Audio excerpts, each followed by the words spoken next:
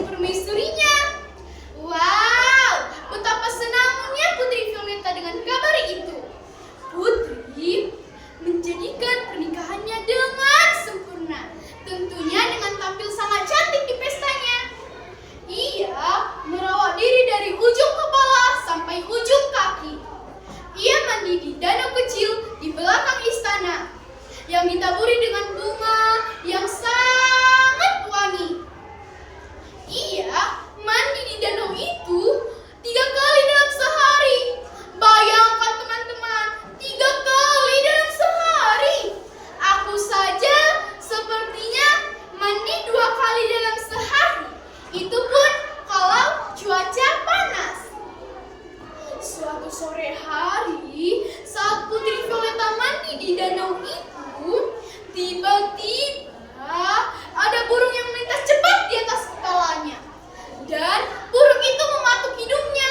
Karena Putri terkejut, ia pun mendongak. "Ah, hidungku!" teriak ia. Ia pun berlari ke kamarnya dan ia pun menangis. "Ah, hidungku! Mana mau raja muda itu menikahiku? Hidungku saja terluka seperti ini," katanya teman-teman.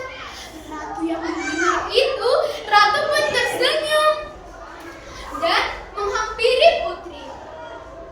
Putri, kalau raja muda itu benar-benar mencintaimu, mana mungkin hanya karena hidungmu yang terluka sedikit itu ia membatalkan pernikahanmu, kata ratu kepada Putri. Putri pun terdiam sejenak dan Putri menjawab perkataan ratu. Putri menjawab seperti ini, "Bunda, sepertinya enak ya menjadi ular besar bersisik tebal.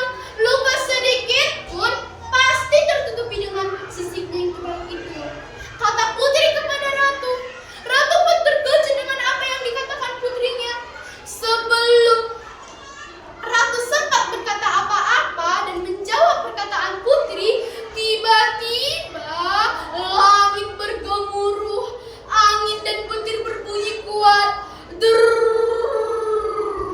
Tiba-tiba Putri itu menjadi ular. Ular besar, bersisik tebal, persis seperti apa yang diinginkannya. Ratu pun karena terkejut, ratu pun menangis.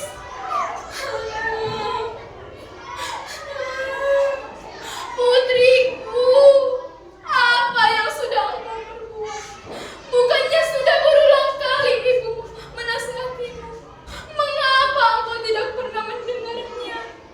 Ratu menangis histeris dan nampaknya ular itu menyesali apa yang ia perbuati. Dan ular itu hanya bisa menggelengkan kepala dan menitikkan air mata. Raja yang mendengar kabar itu tidak bisa berbuat apa-apa dan tidak bisa berkata-kata apa lagi. Ular itu pun dinamai Putri Ular.